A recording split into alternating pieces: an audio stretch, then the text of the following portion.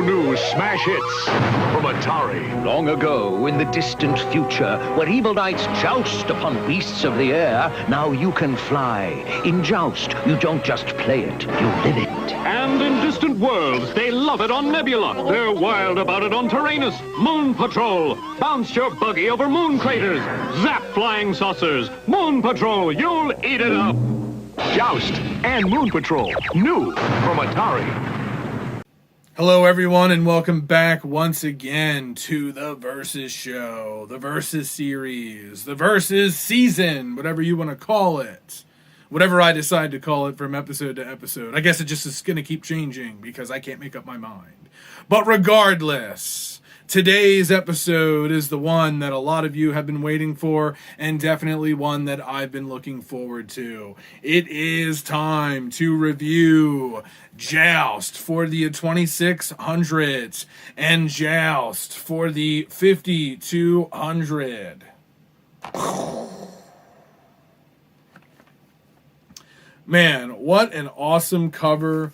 What an awesome game. What an awesome design. It's so unique and so original. You have these knights that are flying in the air on ostriches, of course, flying ostriches, and they have these javelin sticks, and they are going against each other while there are balls being thrown, and there's some kind of like combat happening between everybody, and essentially you're just trying to knock the other opponent off while collecting things and getting power-ups.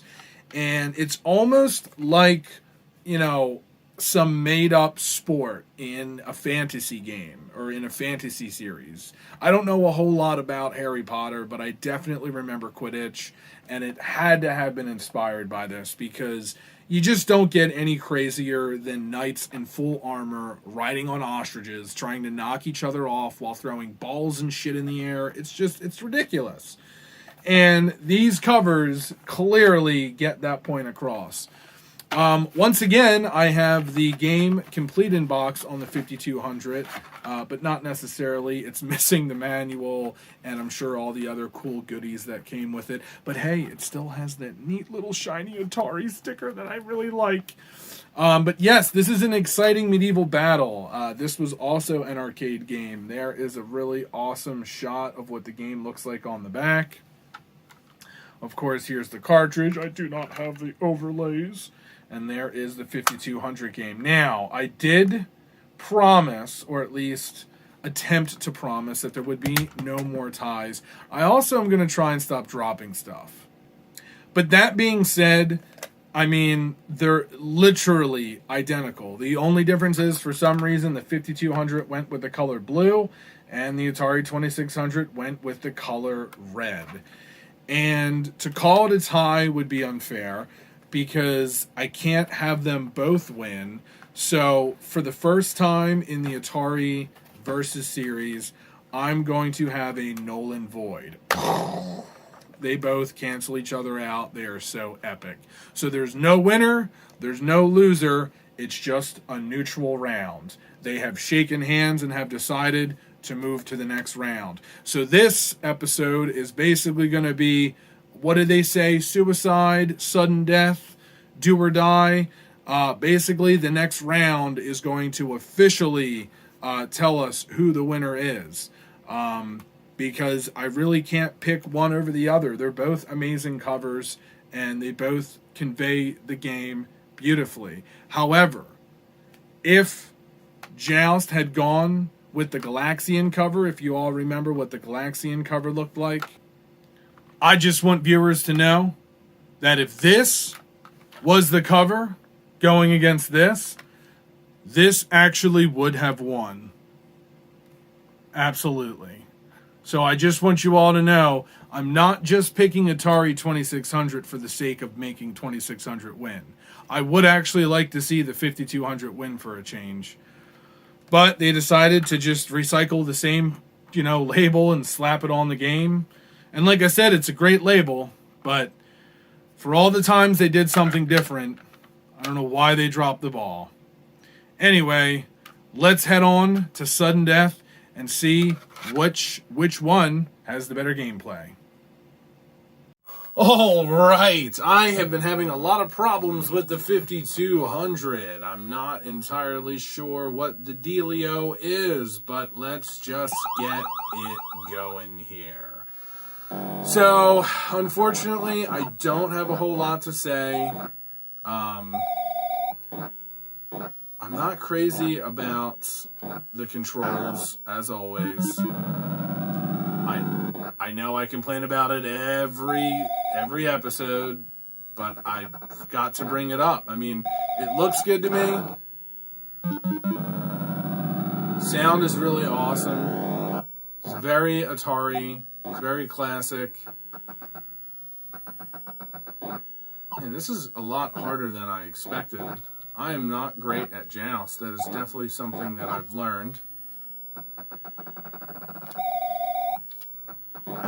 Ooh, there we go. And I got the ball. And look at that, I'm up to wave 2 already. Alright, let's do it. It's really easy to pick up speed.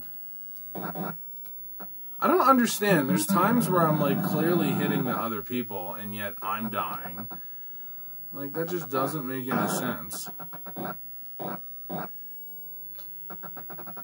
Got the ball, baby. Oh, I guess I gotta eliminate this guy. Here we go. Oh. Gotcha. And I'm out. And I'm done playing. Let's go on to the next game. If you thought Atari Pac-Man was great, wait till you play his big sister, Ms. Pac-Man from Atari, with larger-than-life graphics, floating fruit, and hungry ghosts.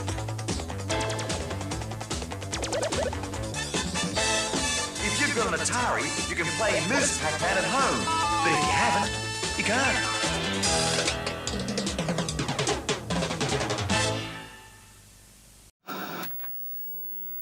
Ooh, look at that title screen. Okay, not too bad, not too bad. Alright, so look at this. Wow, talk about primitive. Ooh! Moves a lot faster, though. It's a hell of a lot easier to control, that's for sure. It's just so much faster. I'm really surprised at how... Oh, okay, so you respawn at the bottom. Ooh! I got a really good hit there in the beginning. Let's see here. Ooh! I keep hitting the guy's ass. Alright, let's see here. Let's see here, maybe if I can... Because I was hoping to see what the ball animation looks like, but I just keep... I just keep dying. Ooh, there it is. I see the ball now. Wow, that's really tough. Ooh, that thing just killed me. Well, this is tough. I'm kind of liking the controls here a little bit better, despite the fact that it is more difficult.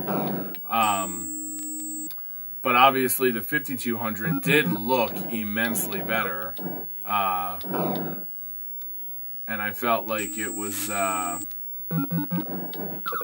The sound quality was definitely there too for the 5200. So this is a tough one once again. I don't really know which one to pick. I mean, they're both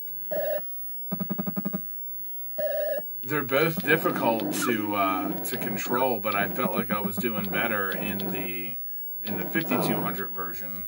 So surprisingly, I'm going to give a half win to the Atari 2600 for slightly better controls, but I'm going to give the main win to the 5200. Shocker, but yes, the 5200 wins once again,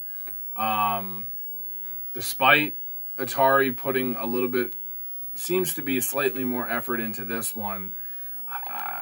I don't know, they just kind of dropped the ball with the overall just look and the colors.